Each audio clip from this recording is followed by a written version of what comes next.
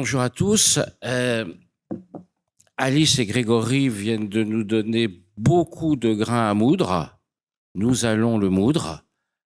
Nous sommes 5. Enfin, moi, je suis là pour modérer, animer, calmer, relancer. Voilà, je vais vous présenter les invités que vous connaissez, parce que d'abord, vous avez lu la note, mais néanmoins, c'est toujours bien de le rappeler. Donc, sur ma droite, en commençant par Monique Legrand-Laroche. Monique Legrand-Laroche, elle est inspectrice générale des armées armement. C'est un des postes les plus prestigieux des armées. Et Monique Legrand-Laroche est la première femme à avoir 5 étoiles sur l'épaule. C'est une polytechnicienne. Elle a travaillé toute sa vie quasiment à la DGA, je crois, sans...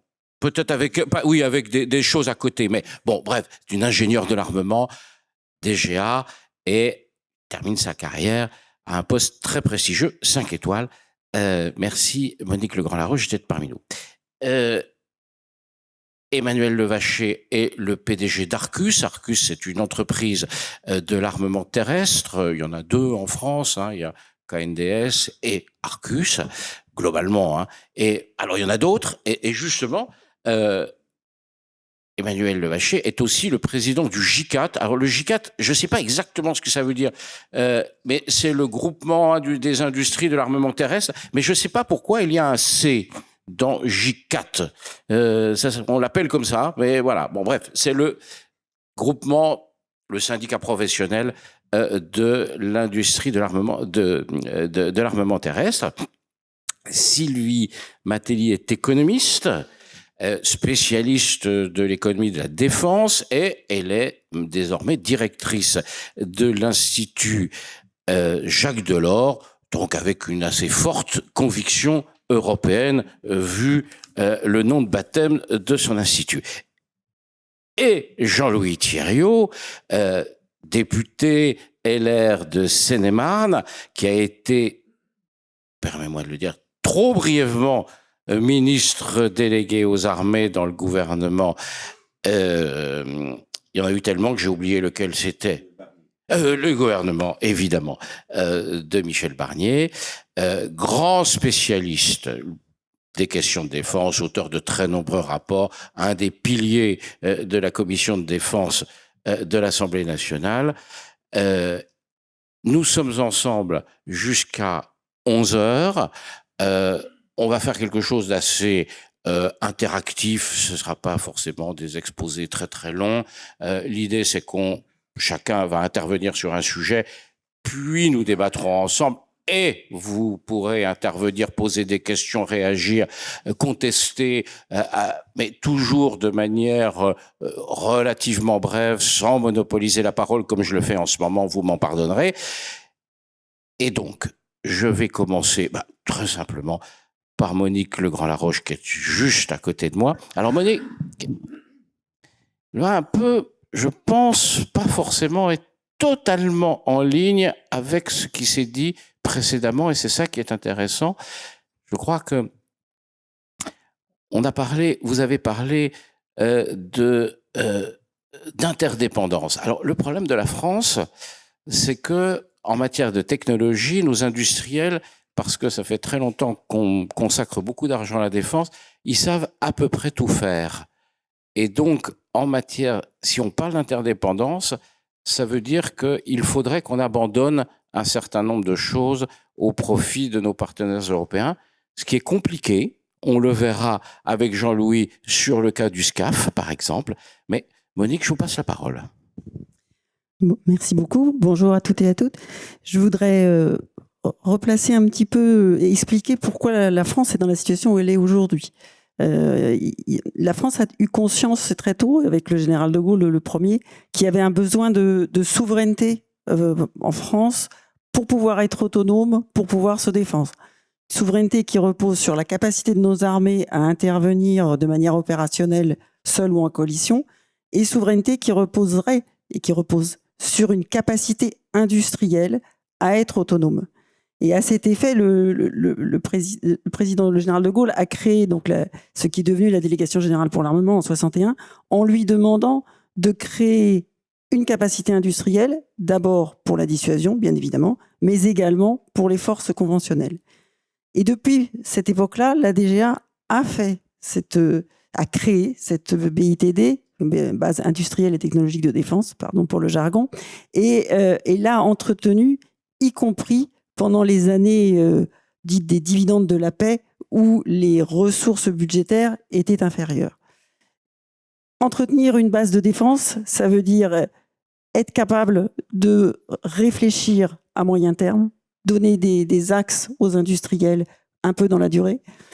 Ça veut dire être capable d'avoir des lois de programmation militaire, et l'on vient de voter l'actualisation de la loi de programmation militaire. Ces lois, même si elles ne sont pas toujours respectées, fixent néanmoins un cadre et des orientations. C'est donc développer une industrie, et en France, nous avons cette industrie avec 9 grands groupes, avec 220 000 personnes qui travaillent au sein des 4 000 et quelques entreprises de la BITD. Et nous avons donc la capacité à couvrir l'essentiel des besoins de la défense au niveau industriel. Ce n'est pas le cas des autres Européens, ça a été dit juste avant. Les Européens, eux, ont fait le calcul, le pari de se reposer sur la défense, sur la capacité industrielle majoritairement américaine dans le cadre de l'OTAN. Je crois qu'on l'a dit, mais jusqu'en 2023, l'augmentation d'investissement dans l'Europe européenne dans la défense, c'est 60% vis-à-vis de l'industrie américaine. Donc, ils n'ont pas développé la même capacité industrielle chez eux que chez nous, et ils se sont reposés soit sur l'achat d'équipements à l'extérieur, soit sous la production sous licence, ce qui ne donne pas les mêmes compétences. Lorsqu'on veut travailler en coopération, puisque la solution c'est la coopération, et ça j'en suis vraiment convaincue, je voudrais juste rappeler qu'il y a un certain nombre de conditions, ça a été un peu dit. La première condition, c'est une volonté politique dans la durée, parce que nos projets durent. La deuxième condition, c'est un besoin opérationnel commun. Et quand on n'a pas de besoin opérationnel commun, ça complique la coopération. Alors, je vais donner un exemple dans les hélicoptères. Je ne me refais pas, puisque c'est quand même mon domaine de prédilection. On a fait un hélicoptère entre Européens. À l'origine, c'était un programme OTAN qui s'appelle le NH90, qui est un succès, mais qui n'a pas été autant un succès que ce qu'il aurait dû être, parce qu'il y avait 23 versions. C'est-à-dire que la coopération, la communauté de besoins n'a pas été suffisante, puisqu'on a 23 versions. 23 versions, ça veut dire des coûts de développement plus élevés, des coûts d'entretien plus élevés. Donc, un succès limité par ça. Et donc, il faut ce besoin commun entre les opérationnels, y compris au niveau calendrier. Je vais donner un autre exemple. On a tenté une coopération avec les Allemands sur l'avion de patrouille maritime, dernièrement, qui s'appelait le MOSE. Et les Allemands ont eu un problème d'urgence à combler leurs besoins d'avions de patrouille maritime, et se sont donc retournés vers les Américains et ont acheté des avions qui s'appellent des P-8, qui sont très chers, en disant que ce serait un besoin intermédiaire, parce qu'ils n'avaient pas le temps d'attendre le programme français qui, lui, devrait arriver dans quelques années. Cette disjonction de calendrier a fait qu'ils ont acheté une solution américaine, qu'ils n'ont pas souhaité ou n'avons pas réussi à trouver une solution commune. Et donc, cette solution intérimaire, vu son coût, risque d'être un intérimaire qui dure très longtemps. Enfin, dernière chose, il faut qu'on ait un sens industriel. Ça a été un peu dit. Et si l'on met des concurrents, on essaie de faire coopérer ensemble des concurrents, forcément, c'est compliqué. Ou si, comme malheureusement, c'est souvent le cas, certaines nations européennes viennent dans une coopération pour faire monter en compétence leur propre industrie, c'est quelque chose qui n'est pas efficace et qui est plus onéreux. Et cette tentation de faire monter en compétence son industrie est d'ailleurs un peu renforcée par les outils européens qui, comme cela a été dit, demandent qu'il y ait plusieurs nations participantes et plusieurs industries participantes dans les programmes éligibles, 3. Donc à ce moment-là, forcément, ça conduit naturellement, ça facilite, je dirais naturellement, cette tentation dans les pays européens de faire monter en compétence leurs propres industries. Et la meilleure solution, c'est d'avoir des industriels de bon niveau, matures, et qui ont qui ne sont pas concurrents et qui ont la même ambition. Le meilleur point, évidemment, c'est quand on a une industrie transnationale. Moi, je voudrais reciter un exemple d'hélicoptère. Si on prend l'hélicoptère Tigre, qui a été le programme commun qui a conduit ou qui a facilité, je ne sais pas quel est le bon terme, la création de ce qui à l'époque s'appelait Eurocopter et aujourd'hui s'appelle Airbus Hélicoptère. Donc là, c'est un seul industriel qui a été maître d'œuvre de ce programme et qui donc a réussi de cette manière-là le programme tel qu'il était demandé. Je voudrais donner un point supplémentaire, puis après je laisserai, sur la coopération, sur l'avantage de la coopération, parce que ça n'a pas été évoqué. C'est les diminutions du coût de soutien, du coût du maintien en conditions opérationnelles. On a trop tendance à se focaliser, quand on parle des programmes, sur le coût d'acquisition. Ce qui fait le coût le plus élevé, la partie la plus élevée d'un programme d'armement, c'est pas l'acquisition, c'est le maintien en conditions opérationnelles, tout particulièrement dans le domaine aéronautique. Lorsque vous avez fait un programme en coopération, vos coûts de soutien sont infiniment moins chers. Et là, on le voit, nous, aujourd'hui, au quotidien, dans les programmes qui ont été faits en coopération, parce que ce coût de soutien, sous réserve évidemment que les versions ne divergent pas, est à ce moment-là réparti entre les nations. Je pense qu'il est important d'avoir ce coût de soutien en tête. Et je ne sais pas si le Rafale coûte plus cher que le F-35 à l'achat, mais je suis sûr qu'en soutien, il coûte infiniment moins cher. Et donc, sur l'ensemble de la vie du programme, les Européens n'auront certainement pas fait une bonne acquisition. Et enfin, cela a été dit, nos industriels, en tout cas en France, ont besoin de l'export pour pouvoir vivre. Ce n'est pas uniquement la commande française qui va les faire vivre. Si à l'export, ils se retrouvent en concurrence avec d'autres nations sur lesquelles ils sont censés avoir coopéré, ce n'est quelque chose ça ne va pas fonctionner. L'export étant extrêmement important pour nous. Donc c'est un point aussi qui est important à garder en tête. Les financements de l'État ne peuvent pas financer l'intégralité de la BITD. Il est très important qu'il y ait aussi des financements privés et des fonds privés qui puissent venir. Et je voudrais signaler un petit paradoxe côté Union européenne qui aujourd'hui a été atténué, mais qui est quand même important à signaler. Au même moment où l'Union européenne commençait à mettre en place des outils comme le Fonds européen de défense, c'était le moment où elle mettait aussi en place la taxonomie, qui faisait dire que le financement à la défense était aussi interdit que, comme l'a dit la ministre Florence Parly, que la pornographie ou l'addiction. Cette décision de l'Union européenne, qui heureusement, pour laquelle elle est revenue en arrière très récemment à la suite de la guerre en Ukraine, a conduit à détourner les investisseurs privés des entreprises européennes de défense. Donc il y avait un manque de cohérence dans ces deux décisions. Voilà ce que je voulais dire. Merci beaucoup. Alors, je voudrais apporter un petit éclairage sur les Français ont tendance à penser que les pays européens, nos voisins, achètent américains tout le temps, et que c'est des traîtres à l'Europe, etc., etc. Alors, ça arrive. Mais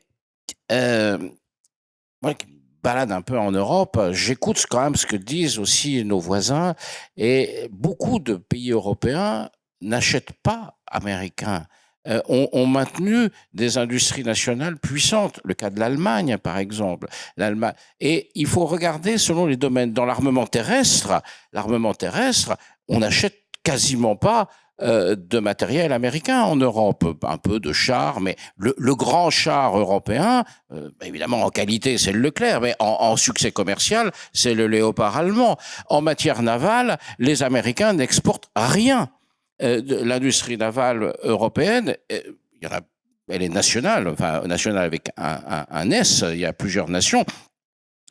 Donc on a maintenu dans le domaine terrestre et naval une vraie production en Europe.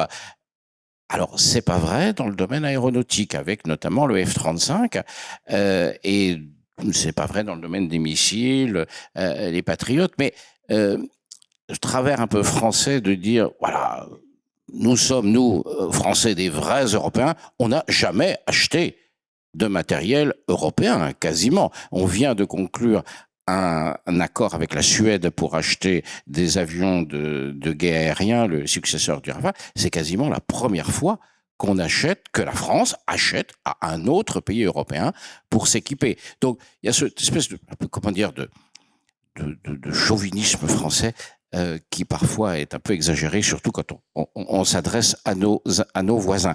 Je passerai bien la parole à Jean-Louis Thierriot, monsieur le ministre, comme on dit, sur... il y a quand même... On a tous en tête, il y a un fantôme qui hante ce débat, c'est le SCAF quand même, cet échec incroyable. Qu'est-ce que vous en pensez de cet échec et quelles leçons on peut en tirer? Alors, je vais vous répondre avant, cher Jean-Dominique. Je vais quand même rebondir sur ce que vous disiez sur la part d'acquisition extra-européenne et notamment le fait, par exemple, que dans le terrestre, il y a une industrie européenne extrêmement active. C'est tout à fait exact. La difficulté, c'est que les acquisitions faites par la plupart de nos alliés pour des raisons qui tiennent à la fois à une culture, à l'achat du parapluie américain ou au désir de ne pas forcément travailler avec d'autres Européens qui deviendraient des concurrents, c'est le secteur des strategic enablers. J'ai été frappé d'ailleurs dans... Pas d'anglicisme. Bien. Pas d'anglicisme, pas d'abréviation, pas de sigle. On parle français, monsieur le ministre. Alors, je cherche toujours la bonne traduction, donc je vais parler de facilitateur stratégique en clair. Voilà. En clair, mais elle me plaît pas, donc si vous avez mieux, je prends. C'est quoi concrètement? Non, mais en clair, ce sont les éléments discriminants qui permettent le commandement ou l'efficacité stratégique. Je vous mets, et vous l'avez évoqué d'ailleurs dans la présentation, simplement en n'employant pas le terme, c'est les facteurs, le C2, le commandement, c'est la défense solaire antibalistique, c'est la capacité de frappe dans la profondeur. Ce sont tous ces éléments-là qui permettent d'avoir un véritable effet stratégique. Et là où il y a un vrai déséquilibre entre acquisition européenne et acquisition extra-européenne et donc de facto américaine, c'est dans ce secteur-là. Voilà, c'était simplement... Je m'autorisais à rebondir. Alors écoutez, le SCAF, moi je dirais, c'est l'exemple par excellence d'une très belle idée sur le papier qui fait flop pour toute une série de raisons. La très belle idée au point de départ, c'est qu'on constate que l'Europe a besoin d'un avion de nouvelle génération. Je mets à part la question que certains pourront se poser de savoir si l'avion piloté a encore de l'avenir, mais enfin c'est une question à très très long terme. En tout cas, besoin d'un avion de 6e génération, coût de développement d'un appareil de nouvelle génération extrêmement important et désir d'ancrer une forme d'autonomie stratégique en rassemblant deux des plus belles BITD européennes, c'est-à-dire la BITD française et la BITD allemande. Donc l'idée, sur le principe, était une excellente chose. Vous savez que le SCAF, c'est un système de combat aérien, ça n'est pas qu'un avion, le NGF, c'est aussi un cloud de combat, c'est un environnement notamment avec des drones, ce sont tous ces éléments-là. Toujours est-il que le point de départ est une volonté politique du président français, rejoint avec légèrement moins d'enthousiasme, on va le dire, par nos partenaires allemands, mais peu importe, et avec un accord concernant la partie avion de combat, NGF, disant on respecte le principe où vous n'avez pas employé l'anglicisme. Alors, je vais encore être condamné pour la deuxième fois par Jean-Dominique Merchet, qui est de choisir le best athlète par secteur et donc l'entreprise majeure la plus capée. Donc, normalement, pour l'avion de combat, c'était Dassault avec une fonction de maître d'œuvre qui allait à Dassault et une répartition 50-50 dans le programme entre Airbus et Dassault. Déjà fort compliqué à mettre en place. Vous ajoutez à ça un troisième acteur, choix politique, d'ajouter un nouvel acteur, l'Espagne, qui de facto, à travers Hydra, très lié à Airbus, a contribué à rendre l'ensemble des choses plus compliquées. Je ne vais sûrement pas rentrer dans le débat de savoir qui a eu raison, qui a eu tort. Ah bah c'est bien dommage. Ce qui est clair. Non, j'essaye d'être politiquement correct et de ne pas tirer sur l'ambulance, disons. Et tout est... Comme j'ai été mêlé un peu à ce dossier, du temps où j'étais ministre, je vais quand même retenir mes coups. Mais disons que l'enthousiasme d'Airbus pour le programme était limité, la volonté de capter des brevets et d'utiliser exclusivement ce programme pour faire de la montée en gamme et la difficulté qu'on avait tous en sous-jacent qui était l'éléphant dans la pièce qui est la liberté de manœuvre au grand export, parce que oui, il y a un accord entre la France et l'Allemagne, mais il y a beaucoup de réserves qui objectivement ne sont pas levées quand on va dans les détails. On n'était pas à l'abri, avec tel pays qui est un acteur clé pour la France, d'avoir le Bundestag qui décide que l'exportation était impossible. Tous ces éléments mis bout à bout ont abouti à l'échec que l'on connaît malgré un soutien politique très poussé, sans doute trop poussé au projet, et qui, je crois, a permis notamment à Airbus de faire preuve de revendications supplémentaires et successives en se disant de toute façon, la France qui veut absolument le projet ira jusqu'au bout. Vous avez eu les dernières tentatives de médiation qui rappellent dangereusement ce qui s'est passé entre le 1er et le 3 septembre 1939 entre la Pologne et l'Allemagne, c'est-à-dire que c'était fichu, et effectivement est arrivé ce qui est arrivé.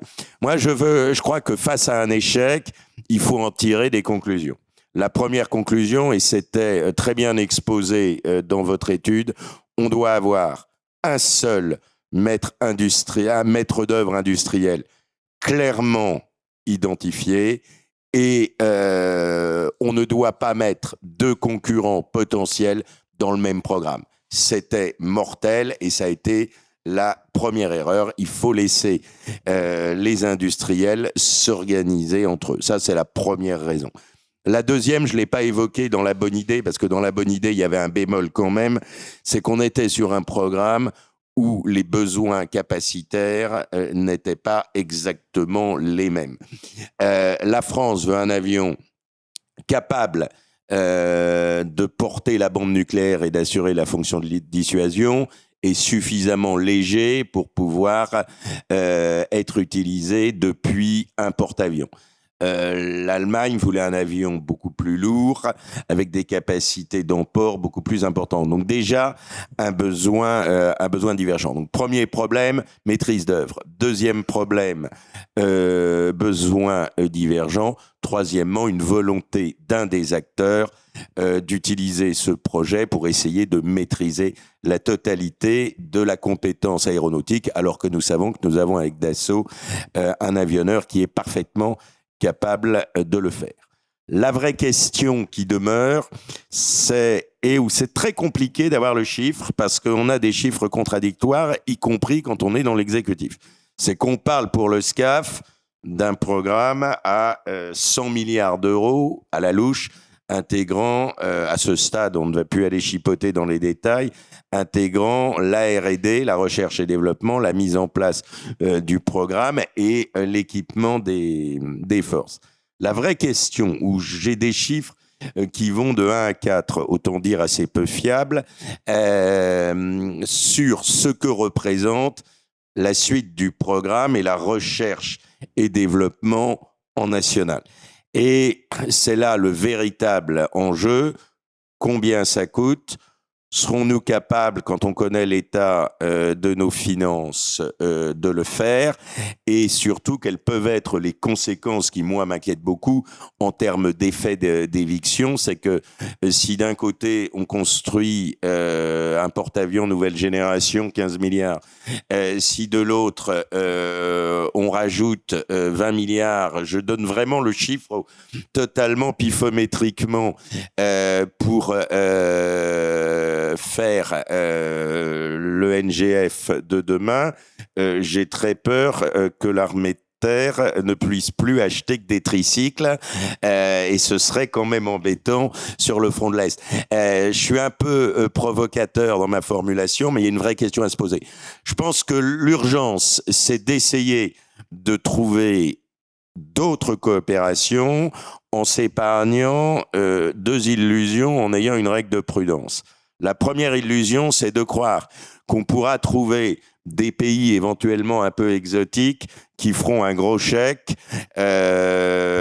pour arriver à avoir des miettes du programme sans en bénéficier. Je crois que ce qui pouvait valoir il y a 20 ans ou il y a 30 ans, moi je ne crois pas à un chèque de tel ou tel pays, les Émiratis pour pas les citer, ou les Qataris simplement pour avoir une chaîne d'assemblage chez eux. Ça, c'est la première difficulté.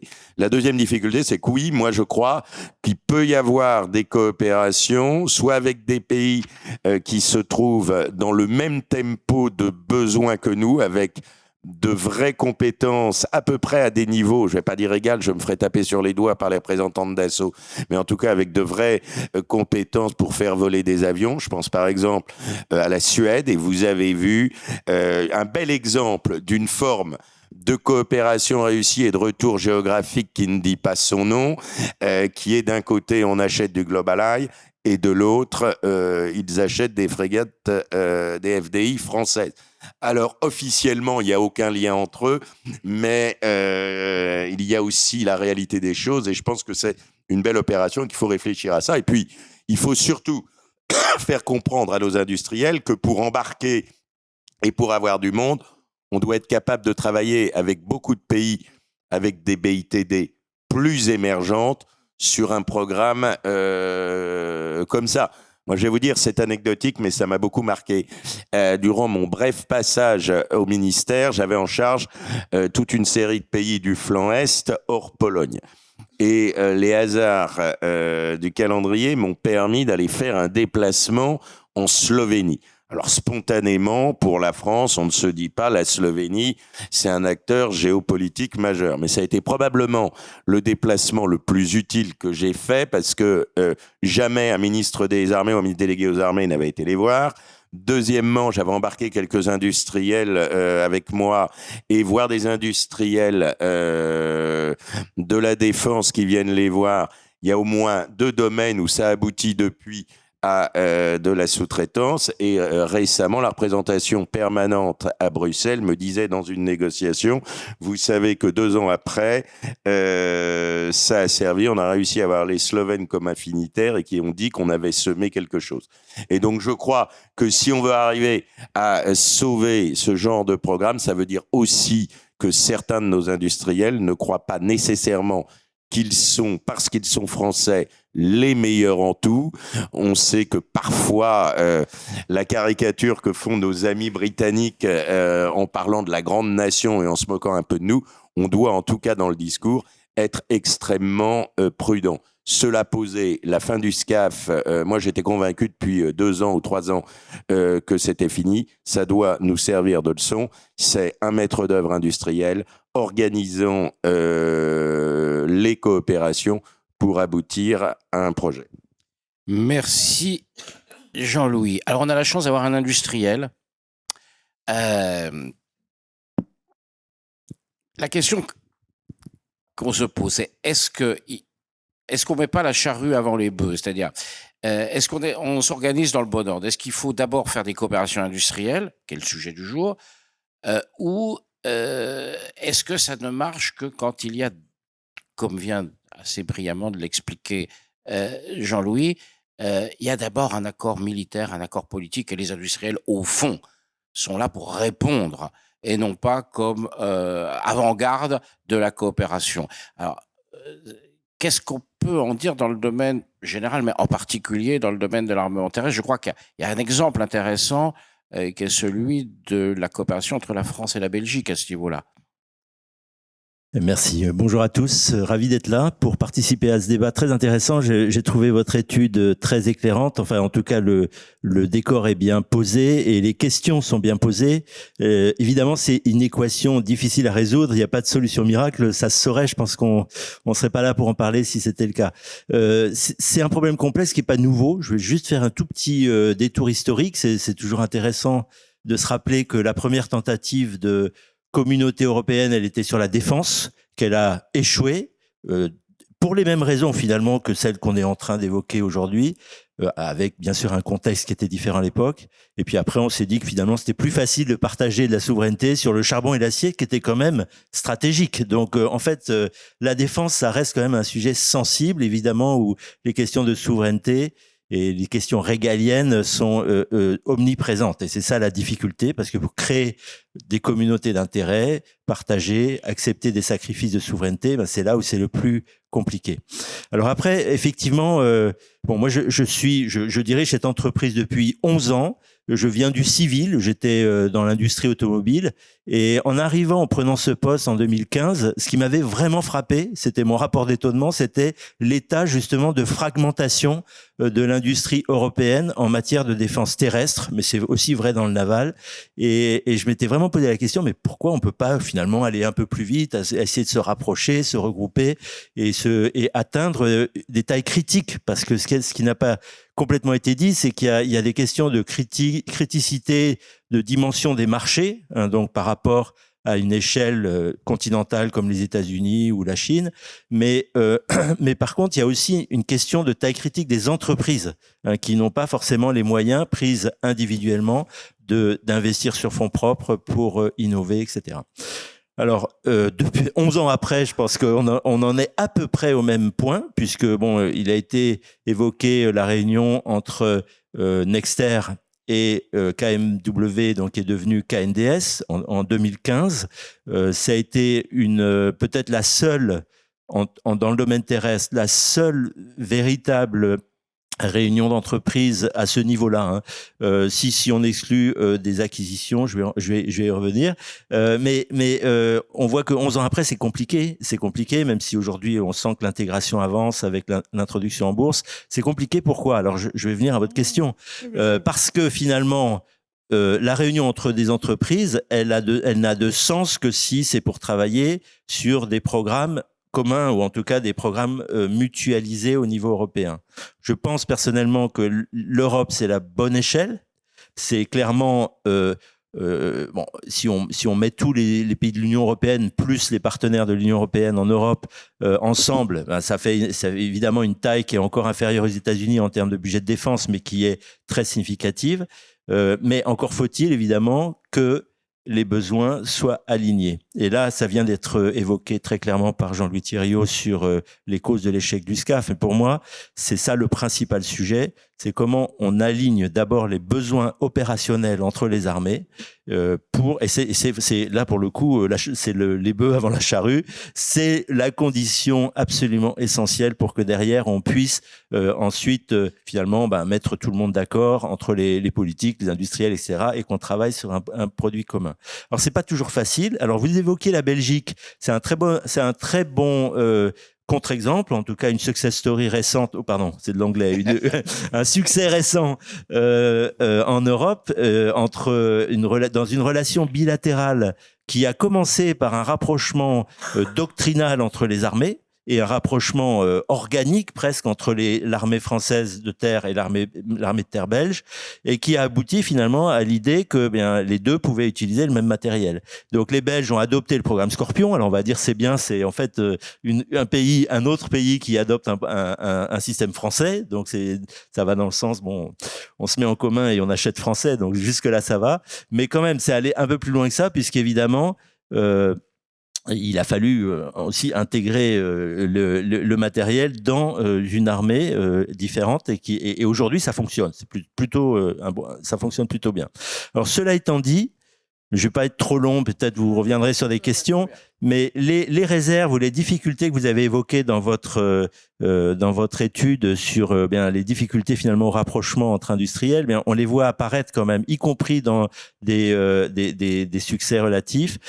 En particulier les attentes d'un retour sociétal, comme disent les Belges, hein, donc un retour géographique ou la volonté de nourrir l'industrie locale, c'est remonté très très fortement dans leur agenda politique, du fait aussi d'un changement de ministre. Donc là, on rejoint les problématiques de confiance entre partenaires qui doivent s'inscrire dans la durée. Mais bon, en France ou en Belgique comme en France, il y a des changements, d'orientation. Et là, on a un nouveau ministre de la Défense belge depuis 1 an à peu près, mais qui est extrêmement agressif, on va dire, dans le bon sens du terme, mais sur la notion de retour sociétal, au risque de mettre un peu en difficulté ces programmes. Donc voilà, c'est pour dire qu'il y a des succès. Il faut que les besoins militaires soient alignés. Les industriels, après, ils savent répondre à une demande commune qui est bien et clairement exprimée. Peut-être on reviendra après sur les mécanismes européens qui peuvent permettre de tendre vers cet objectif idéal. Mais après, voilà, il faut de la continuité, il faut de la confiance et un environnement qui soit suffisamment stable et porteur. Mais, merci Emmanuel. Avant de passer la parole à Sylvie Mathilde, je voudrais apporter deux petites questions sur l'armée belge, enfin la coopération avec la Belgique. Ça marche parce que on va dire les choses. L'armée de terre belge, qui n'est pas grande, est de fait aujourd'hui quasiment intégrée à l'armée de terre française. C'est une réalité opérationnelle. Ils s'entraînent ensemble, ils sont équipés ensemble. En cas de conflit, l'armée de terre belge serait dans l'armée de terre, dans les forces terrestres françaises, on va dire, de manière, on le dit pas comme ça, mais c'est la réalité. Il y a un niveau d'intégration militaire extrêmement étroit qui permet d'avoir des points communs. Certes, mais quand on y réfléchit, on n'envisage pas une intervention française en dehors d'une alliance, de toute façon. Donc l'intégration dans une alliance, que ce soit au sein de l'OTAN ou d'autres types d'alliances en Europe, c'est de toute façon un incontournable. Voilà. Donc effectivement, ce cas-là, il est un peu particulier, alors, mais ça devrait être le cas de toutes les opérations conjointes. Vous avez dit... l'Europe, c'est la bonne échelle. Alors évidemment, c'est le sujet du jour. Mais ça, c'est pas une opinion communément partagée par tout le monde en Europe et même en France. Vous avez des tas de gens en Europe, par exemple les industriels allemands, qui considèrent que la bonne échelle, c'est le marché atlantique. C'est le marché occidental, on va dire. Et puis, lorsque vous regardez et qu'il faut être présent sur le marché américain parce que c'est là qu'il y a l'argent, c'est là qu'il y a les compétences, c'est là que voilà, ça ce sont d'autres stratégies. Et par ailleurs, vous avez des industriels français qui considèrent, on va le dire, hein, j'en parle sous le contrôle de Jean-Louis Dassault, qui considère que l'Europe, c'est pas son sujet.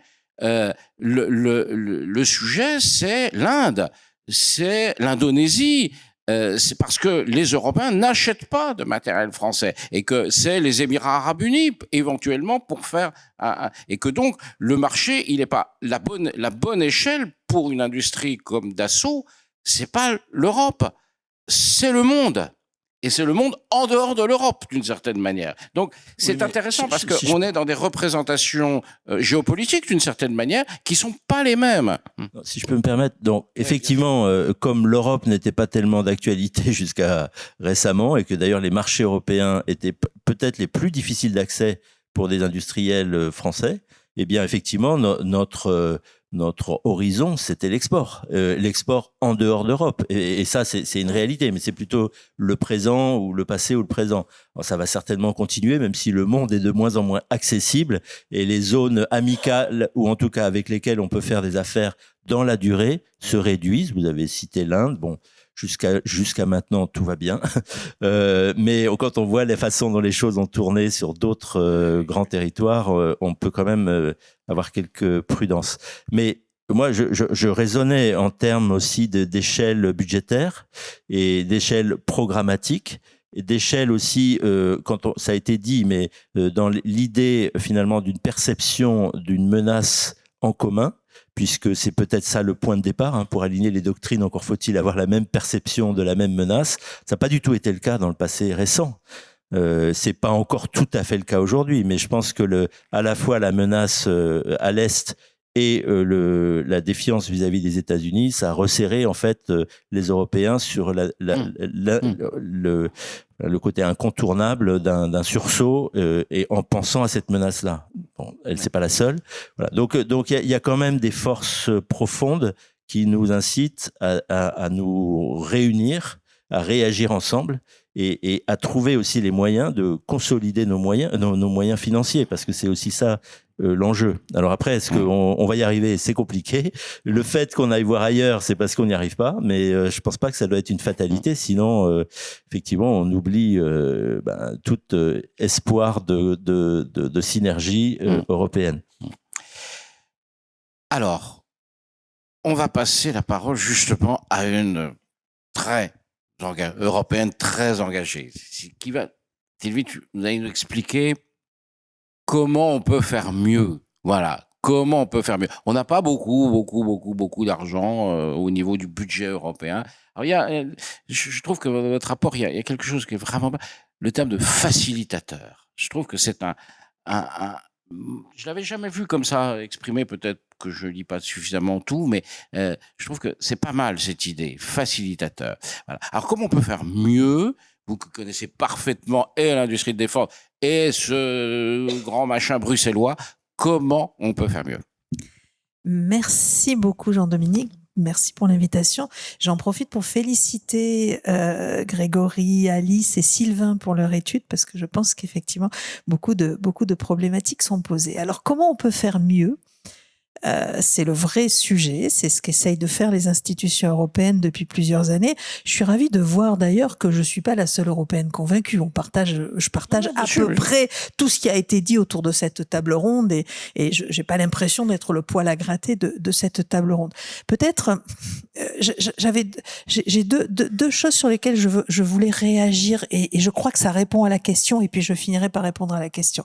La première chose, c'est ce que vous avez dit, madame, sur la taxonomie. Avant 2022, et c'est important de retenir 2022, avant 2022, c'est vrai que les industriels de la défense en Europe avaient énormément de difficultés à trouver des financements privés. Je ne pense pas que ce soit lié à la taxonomie, parce que ça existait avant la taxonomie.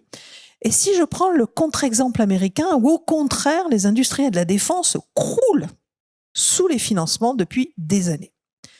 Qu'est-ce qui se passe? Qu'est-ce qu'il y a aux États-Unis qui fait qu'on convainc? D'abord, il y a des consolidations qui ont été beaucoup plus abouties qu'en Europe.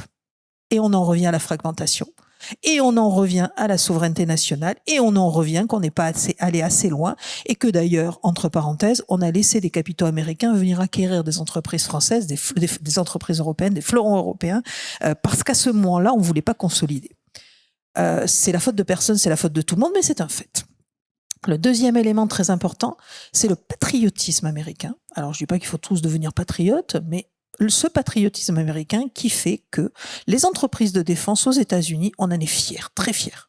Avant 2022, et c'est là que 2022 est important, il y a un certain nombre de pays en Europe, et la France n'est pas un modèle pour le coup, parce que c'est le contre-exemple en fait, mais il y a un certain nombre de pays en Europe où on avait honte de ces entreprises de défense. Prenez l'Italie.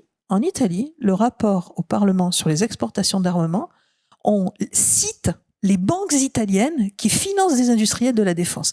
Eh bien, avant 2022, alors j'ai pas regardé depuis 2022 si les choses ont changé, c'était un vrai problème. Et au final, aucune banque italienne ne finançait des entreprises de défense, parce qu'à ce moment-là, elles perdaient tous leurs clients.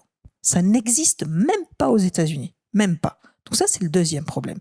Le troisième problème, alors la troisième différence, et qui est un atout pour les États-Unis, c'est qu'aux États-Unis, vous avez un seul marché et une très forte commande publique. Là aussi, fragmentation. Fragmentation et moyens. Avant 2022, les Européens n'aimaient pas leurs entreprises de défense. Les Européens n'investissaient pas suffisamment dans leurs entreprises de défense. Les Européens, les États européens. Les entreprises n'étaient pas consolidées, elles étaient fragmentées. Et donc, quand vous étiez un investisseur privé, vous regardiez, et en plus j'ai oublié un élément sur les États-Unis. Aux États-Unis, investir dans une entreprise de défense pour un investisseur, c'est contracyclique. C'est-à-dire quand il y a une crise, un conflit ou quoi que ce soit, ça casse la croissance. Toutes les entreprises se cassent la figure, sauf les entreprises de défense. Donc, quand vous avez de la défense dans votre portefeuille, vous le sécurisez. Donc, les États-Unis ont vécu comme nous. Ils n'ont pas eu la taxonomie, mais ils ont vécu comme nous cette période où on voulait faire de la finance responsable après 2008.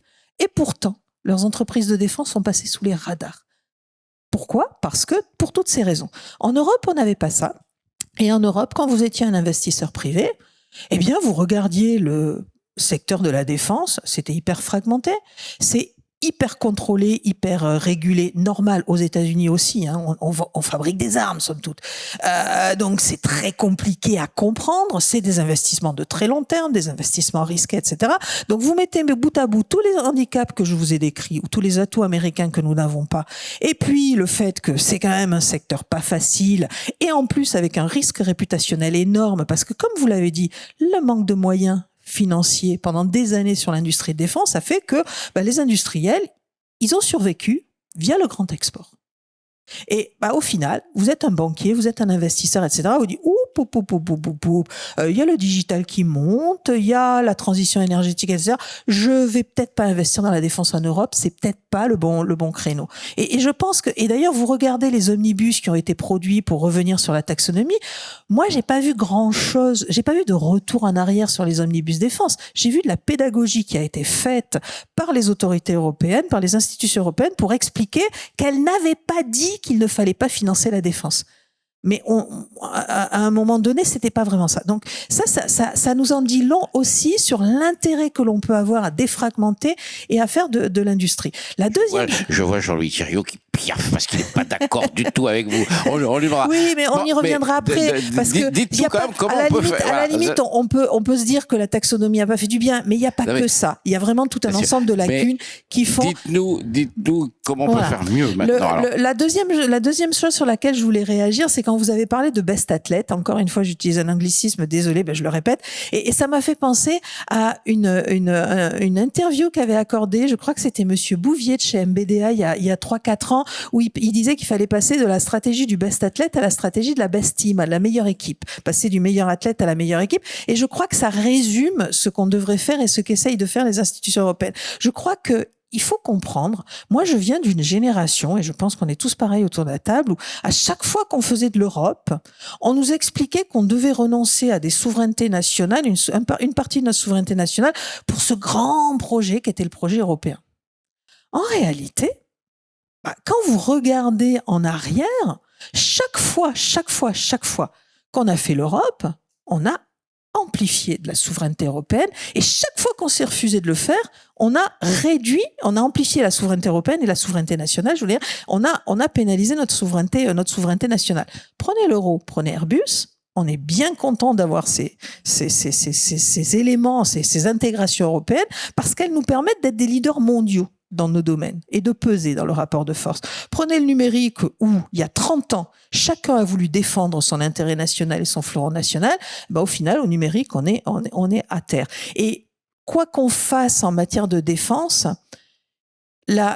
tout est aujourd'hui terriblement mêlé. On a parlé du New Defense dans votre rapport. Le New Defense, c'est la façon dont l'industrie civile aujourd'hui, les technologies civiles aujourd'hui peuvent accompagner la transformation militaire. Donc ça veut dire que quand on parle de défense aujourd'hui, on parle aussi d'industrie civile. Et quand on parle de défense et d'autonomie stratégique aujourd'hui, si on a un logiciel qui dépend des GAFAM et de Microsoft ou autre, honnêtement, on n'est pas autonome non plus. Ça veut dire qu'il faut faire européen. Alors pour faire européen, il faut défragmenter, investir plus. Investir plus, on est en train de le faire. Sur les besoins, on est en train, depuis 2022, de mûrir quand même et de faire converger un petit peu plus nos besoins. Il faut aller un peu plus loin. Ce que fait l'Europe, ce sont aussi les achats en commun. Il faut amplifier ces achats en commun. Il faut les développer et quasiment les systématiser quand cela est possible. Effectivement, il faut déterminer où est-ce que il y a un cœur de souveraineté qui restera national et puis qui se réduira peut-être petit à petit, mais il faut réfléchir à tout ça. Sur le SCAF, vous disiez, il faut un seul maître d'œuvre. Et c'est là qu'on voit les conséquences des non-consolidations il y a 30 ans, en réalité. Parce qu'on aurait de grands champions européens en matière de défense, bah, de fait, les grands maîtres d'œuvre, on les aurait. Alors, nos partenaires européens nous disent, ah oui, mais quand vous créez des champions, vous réduisez la concurrence. C'est pas vrai. C'est pas vrai.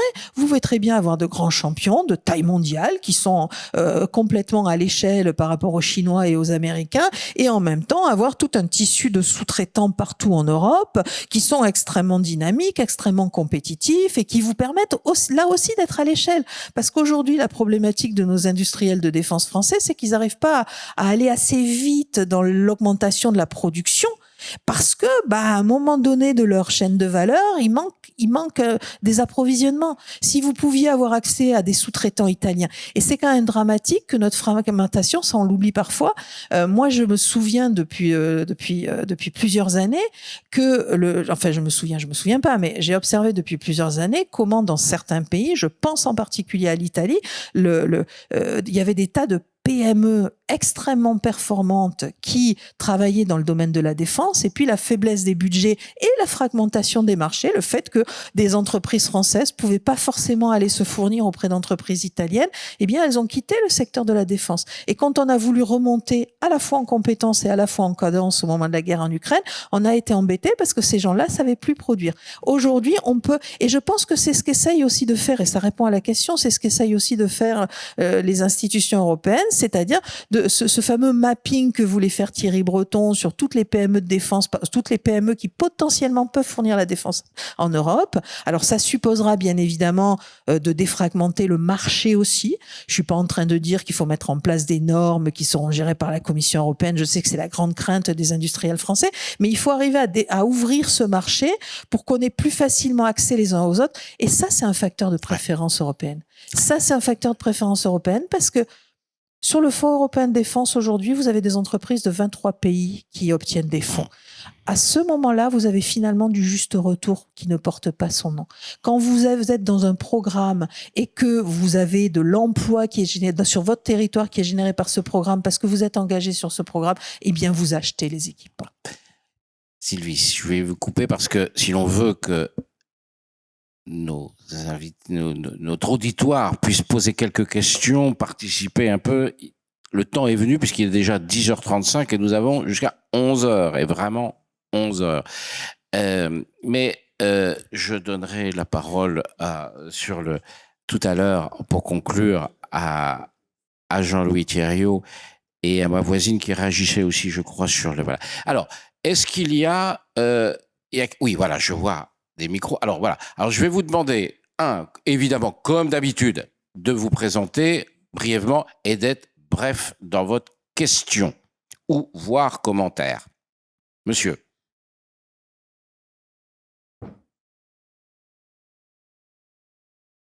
Bonjour, je suis Benjamin Houdet, syndicat CFE-CGC. Je suis aussi ingénieur du génie chimique dans l'industrie du nucléaire et je travaille à côté de Grenoble dans la chimie du chlore. L'année dernière, on a perdu le sel qui faisait le perchlorate de sodium pour la propulsion missile. Cette année, en France, on est en train de perdre le silicium et toute son industrie par une attaque et de dumping chinois, c'est très clair. Et donc, le silicium couvre aussi beaucoup de secteurs de l'industrie de défense. Aujourd'hui, on a une dualité des applications pour tous les matériaux, en tout cas beaucoup de matériaux qui font l'industrie de défense. Et on manque aujourd'hui de mécanismes de préférence européenne. Monsieur le ministre, notamment, c'est une question pour vous. Comment est-ce qu'aujourd'hui on peut contrer l'attaque chinoise qui est vraiment présente pour détruire nos industries avec des outils européens?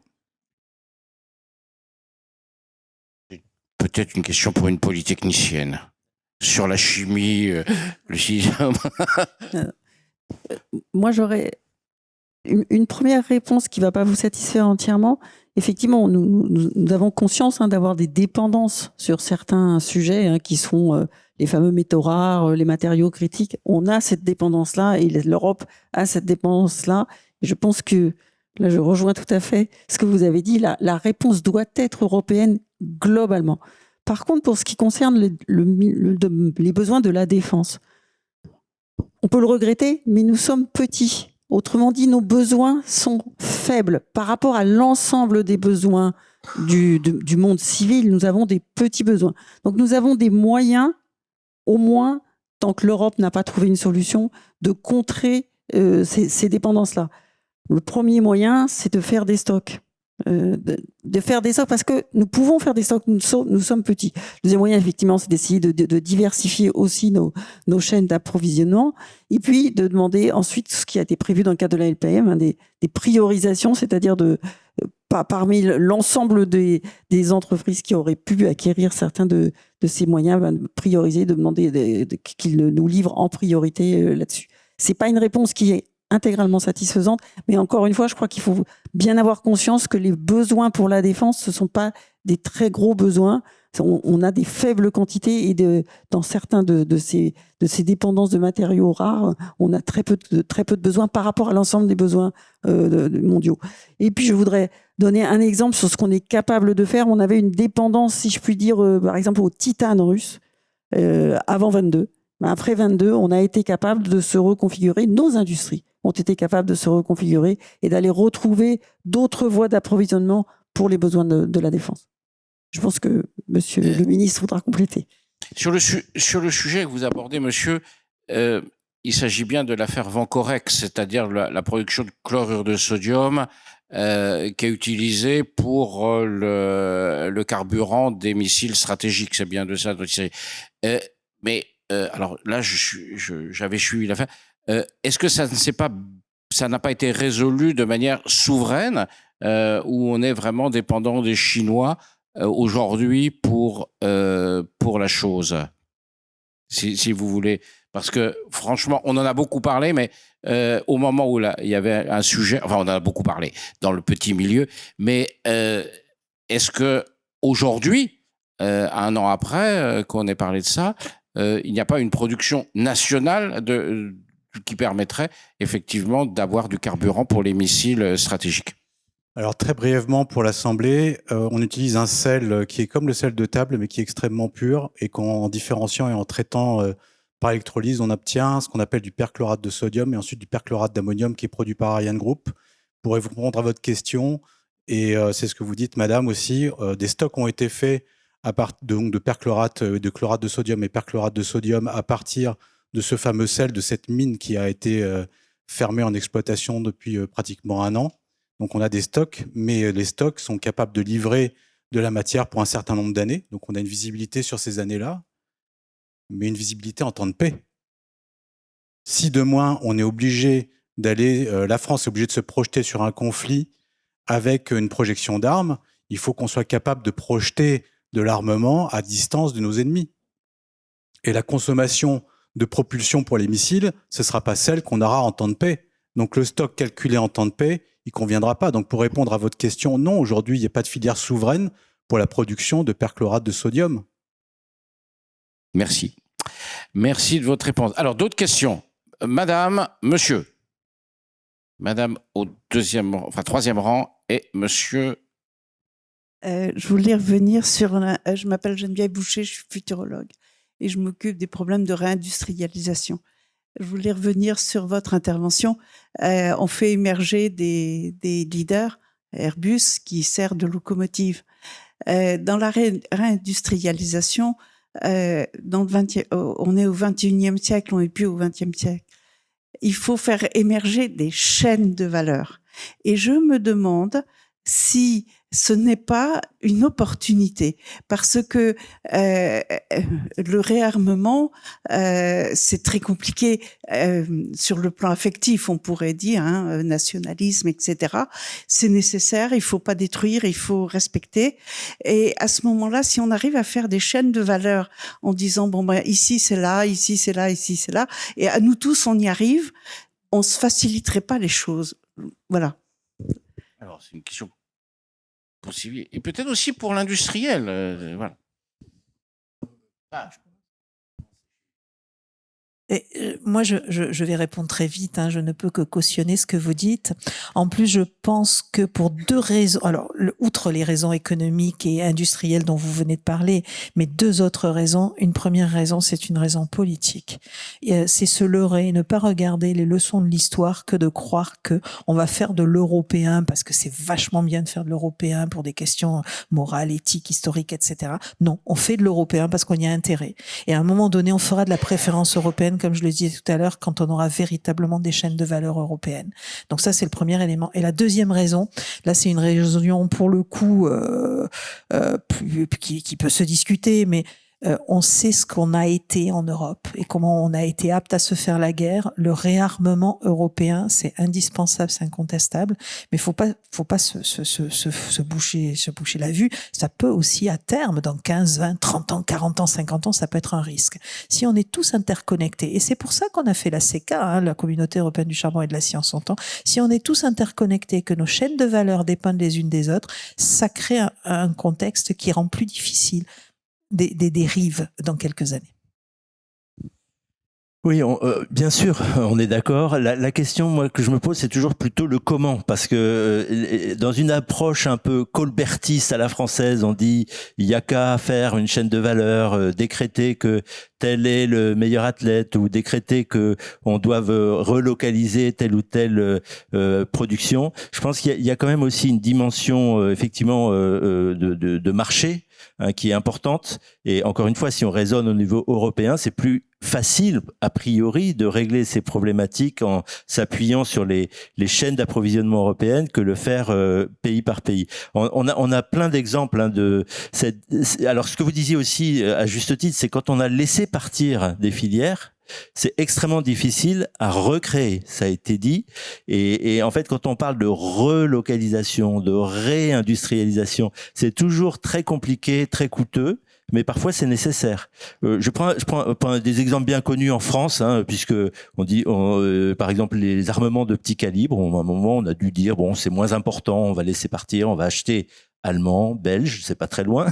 Mais après, on s'est dit, quand même, ça pose un petit problème. Donc, comment on recrée en fait des filières, en particulier sur les munitions de petit calibre? Eh bien, c'est cher, c'est coûteux, ça prend du temps, c'est des compétences, etc.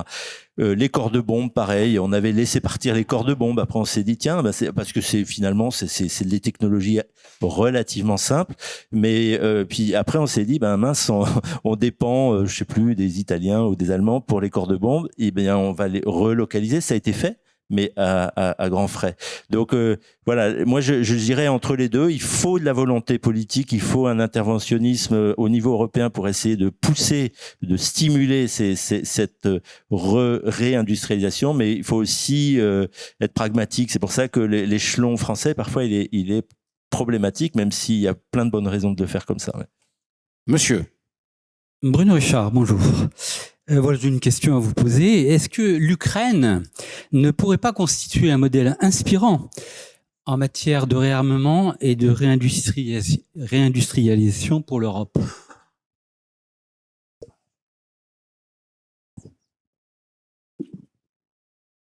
Alors, je voudrais juste dire quelque chose. L'Ukraine est un pays qui est en guerre. Donc oui, on peut s'inspirer de l'Ukraine certainement, et d'ailleurs on le fait. On reste pas là à regarder. Bien sûr, on échange d'ailleurs beaucoup avec les Ukrainiens, en particulier pour voir comment ils mobilisent, j'ai envie de dire, la société civile pour tout ce qui est dual, pour aller plus vite, pour susciter l'innovation et en profiter.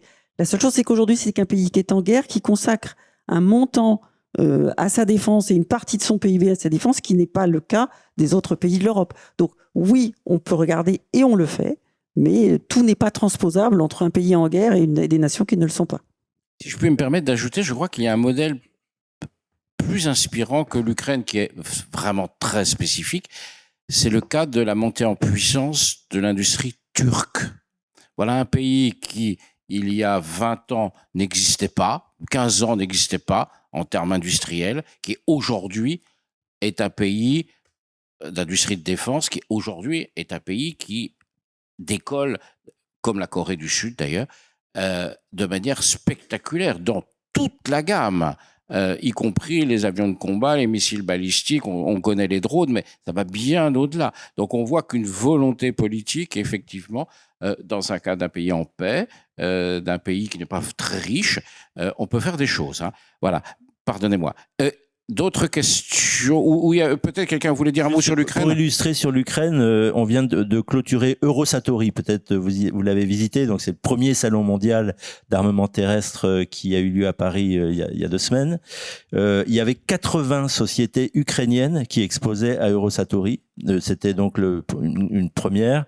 Énormément de produits en fait et de concepts intéressants et surtout des niveaux de coûts très bas, des niveaux aussi d'utilisation opérationnelle très alors inspirants. Malheureusement, j'allais dire oui. En tout cas, je peux vous dire qu'il y a énormément de nos sociétés françaises qui coopèrent directement avec les sociétés ukrainiennes. Donc le mouvement est parti clairement. Alors, y a-t-il d'autres? Monsieur, au premier rang. Ici, voilà. Édouard de Langzin, Confrontation Europe.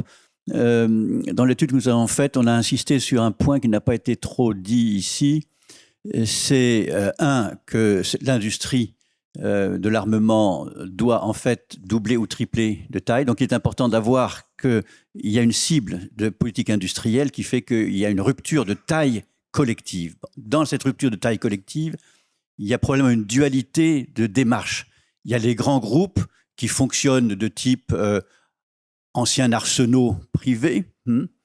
C'est pas la méthode de Rheinmetall allemande, qui est une démarche beaucoup plus industrielle et économique. Mais ce qui est beaucoup plus important, c'est la stratégie des petits objets. Ça revient un peu à l'Ukraine, c'est-à-dire tout le développement de l'intelligence artificielle, les drones, etc., qui va être une démarche industrielle de nature différente. Et donc là, il y a toute une adaptation de l'outil industriel qui apparaît assez fondamental, sur lequel il est peut-être intéressant de travailler. Merci. Oui, il y a des nouveaux acteurs, aussi bien petits que grands d'ailleurs, sur la New Defense. Désolé, c'est le terme consacré. Non, tout va bien, on est entre nous. On est entre nous. Donc effectivement, tout à fait. Ça, enfin, je pense que c'était bien mentionné dans l'étude et ça fait partie des sujets d'actualité pour les industriels, qu'ils soient grands ou petits. Au J4, il y a 500, donc J4, il y a 500 entreprises, 80% sont des PME et à peu près une centaine d'ailleurs des startups. Donc là, je peux vous dire que la New Defense, on est à fond dedans. Jean-Louis. Oui, je crois qu'il y a dans toutes nos conversations et dans les questions que vous posiez, un éléphant dans la pièce qui est le financement privé de l'industrie de défense. Vous en avez... La taxonomie, voilà, vous ça y est, on y vient. Ça ne se limite pas, non. Alors, et c'est la nuance, on va dire, que je vais avoir avec ma voisine. La taxonomie... Alors, attends. Il est bien de préciser quand même, je pense que beaucoup de gens sont avertis des sujets de défense ici, mais la taxonomie, en gros, qu'est-ce que c'est concrètement ? C'est les messages européens pour flécher les investissements ESG, disons la défense. C'est-à-dire je suis désolé, oui, c'est comme l'oral du brevet. Oui, voilà. C'est-à-dire les investissements dans ce qui s'appelle la finance durable et responsable, et où on disait les armes c'est pas bien, faut pas y aller. Voilà, je suis caricatural dans mon propos. Ce que je dis était avant 2022. Pour moi, cette fameuse taxonomie européenne, l'Europe a retiré et a rétropédalé, c'est très bien, était le symptôme de la maladie, mais pas la maladie. La maladie, c'est qu'à l'époque, j'allais arriver au terme de ESG, toutes les théories autour du développement durable aboutissaient à mettre totalement à part le secteur de l'armement. Les banques ne prêtaient pas à la fois pour des questions de risque réputationnel. On a eu aussi un lobby d'ONG, pas toujours désintéressés, qui ont torpillé des investissements dans la défense. Tout ça, mis bout à bout, c'était extrêmement difficile de le faire. Et certaines institutions européennes y ont contribué. On parlait de la taxonomie, mais il n'y a pas que ça. La Banque européenne d'investissement, jusqu'à une période extrêmement récente, ne voulait pas y aller. Maintenant, fait dans le dual, a même créé un tout petit fonds qui peut aller dans la défense, dit qu'elle fait, on en est encore, parce qu'il y a un effet culturel qui en est encore loin. Donc simplement, c'est un débat plus large. Le grand souci aujourd'hui, qu'il s'agisse de l'émergence des nouveaux acteurs, on parlait de la New Defense, ou qu'il s'agisse de ce que vous disiez, qui est très juste, il faut des consolidations industrielles. Mais les consolidations industrielles, elles se font à condition que les entreprises disposent massivement de fonds propres et de capitaux pour le faire. La croissance de Rheinmetall aujourd'hui, c'est énormément d'acquisitions d'entreprises. La croissance du groupe tchèque, dont j'ai le nom sur CSG, dont j'avais le nom sur le bout de la langue depuis un quart d'heure. C'est quoi ? C'est une série d'acquisitions d'un certain nombre d'entreprises de la supply chain et de la chaîne de valeur pour arriver progressivement à construire une concentration verticale. Pour ça, il faut des fonds. Et les fonds, je vais vous dire, vous avez 3 manières de les avoir. Soit vous avez un fonds souverain, type fonds souverain norvégien, mais ça suppose d'avoir du pétrole. Donc pour les autres pays européens, c'est un peu compliqué. Soit vous réorganisez, mais ça ne sera qu'à la marge, les participations publiques pour aller vraiment chez les acteurs clés. Et si vous voulez, je prends un exemple en France. La France, on a un continuum de participation publique, BPI, CDC, Agence des participations de l'État. Quand vous voyez que la CDC est encore actionnaire du musée Grévin et d'autres éléments, alors ça représente rien, 3 sous, mais ces 3 sous, c'est les 500 millions qui peut permettre de venir financer une start-up qui en a besoin. Et puis, le 3e point, et ça va être le débat de la présidentielle, alors je l'évoque, c'est évidemment, nous avons le malheur par rapport à nos amis américains de ne pas avoir de fonds de pension qui permettent d'avoir une épargne patiente, qui permet un investissement dans la durée. Et la vraie bataille, et là, elle ne concerne pas, et je crois que c'est important par rapport à tout ce qu'on disait, que la défense.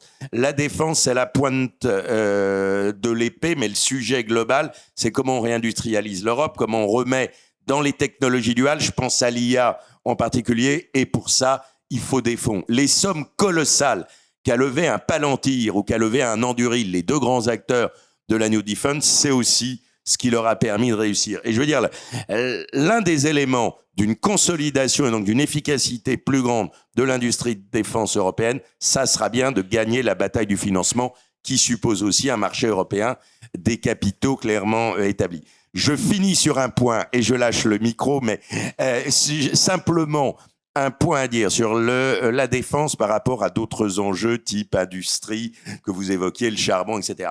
La défense a vraiment une dimension de souveraineté, dissuasion en particulier, mais pas seulement. Et ça veut dire que l'urgence, et ça n'a plus été fait depuis 2013, c'est qu'on ait un livre blanc clair au niveau français et au niveau européen, disant quels sont les domaines où la souveraineté doit rester impérativement nationale, quels sont les domaines, c'est ce qui était fait très bien dans le livre blanc de 2013, où elle peut être partagée, mais en gardant la compétence si par malheur on devait avoir à la reprendre, et puis les points où on peut mettre en commun nos forces avec les Européens.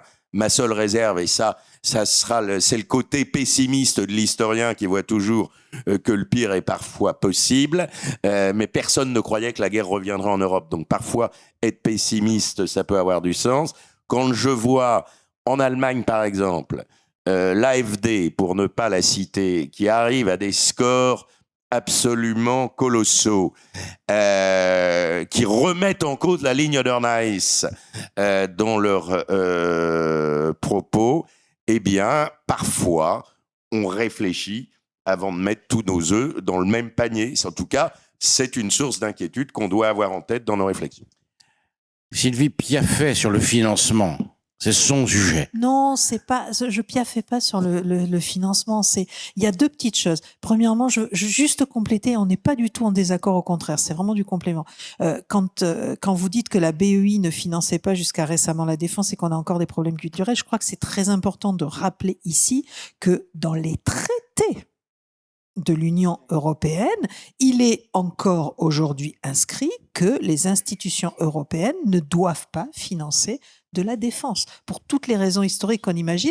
Et quand on sait combien il est compliqué de réformer les traités, on se rend compte que ça va pas changer. C'est pour ça que la Commission s'attaque plutôt à l'industrie. Et le dernier élément, et pour montrer que tout ça est systémique, et quand c'est systémique, c'est énormissime et qu'on pourra pas faire tout seul en national, sur le financement, outre le fait qu'on n'a pas de fonds de pension, on n'a pas non plus de marché unique de l'épargne et de l'investissement. Alors c'est en train de s'améliorer et que une grande partie de l'épargne européenne qui est très très élevée, c'est l'une des plus élevées au monde, on a beaucoup d'argent et encore plus depuis le Covid et du fait du vieillissement de la population aussi, parce que les gens ne capitalisent pas dans un fonds de pension mais ils capitalisent quand même dans des assurances vie et autres.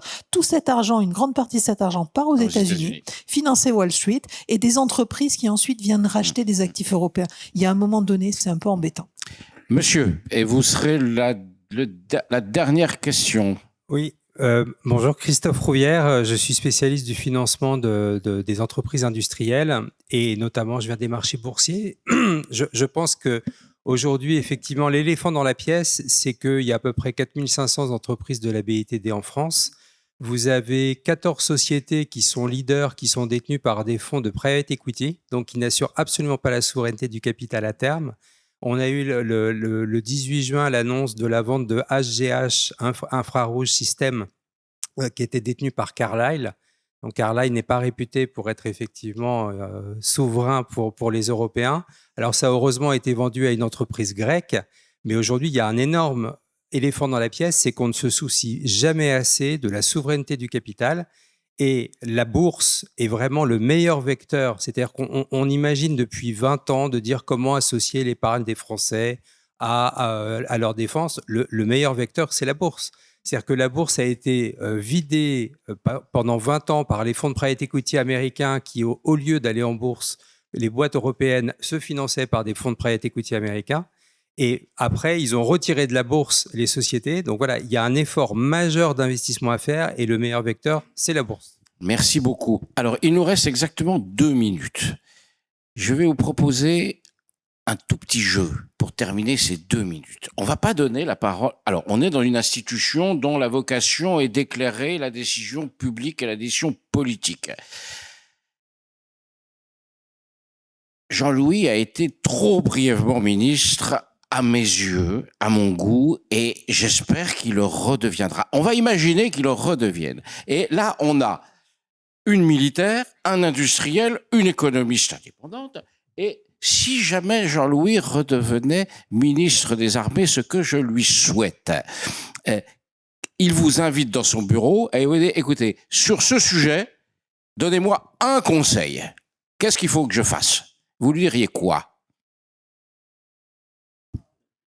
Alors, je vais répondre volontairement un peu à côté, parce que je pense que c'est un point important. Je lui dirais, si on veut être souverain, il faut que notre jeunesse s'engage dans notre industrie de la défense. On n'en a pas parlé jusque-là, et je voudrais justement en parler. On a un vrai sujet aujourd'hui. D'abord, on parle de baisse démographique, mais on a surtout un sujet d'avoir des jeunes qui se tournent moins vers l'industrie et moins vers l'industrie de défense. Donc, je dirais, monsieur le ministre, il faut avoir une action pour que la jeunesse de l'Europe s'engage dans l'industrie de défense. Emmanuel. Moi, je dirais, monsieur le ministre, laissez un peu de côté le pessimisme et soyez optimiste.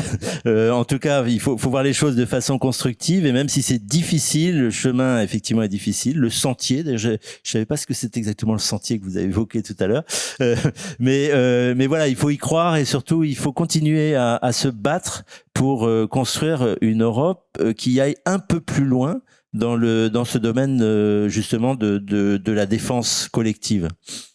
Sylvie. Alors, moi, je vais rebondir sur ce que vous avez dit sur la jeunesse et par rapport aux compétences. Et je vais rester sur mon terrain européen et je dirais, on a réfléchi à beaucoup de choses au niveau européen. On a aussi beaucoup échoué, mais on peut en tirer les leçons. Je crois qu'il y a pas mal de chantiers qui sont lancés, mais peut-être le chantier des compétences nécessaires pour réindustrialiser l'Europe et pour investir dans notre défense, il n'est pas porté au niveau européen. Or, on sait que notre population vieillit et que ça va être une très, très grande difficulté dans les années qui viennent. Jean-Louis, un dernier mot. Il est 11h01, donc la contrainte est assez serrée. Je dirais simplement, notre industrie est la première de nos armées. toutes les batailles, au moins au XXe siècle, qu'on a gagnées, l'ont été parce qu'il y avait l'industrie derrière. Quand je parle d'une armée, ça veut dire le matériel, ça veut dire la technologie et ça veut dire la force des âmes. Donc oui, il nous faut une jeunesse qui s'engage dans l'industrie de défense, il nous faut une jeunesse qui soit ingénieure et quand on a des polytechniciens qui n'aillent pas exclusivement dans la finance. Bravo. Merci beaucoup. Il est 11h02. Nous rendons l'antenne, comme on disait dans les studios de Konak J. Voilà. Voilà. Bonne journée à tous et merci beaucoup.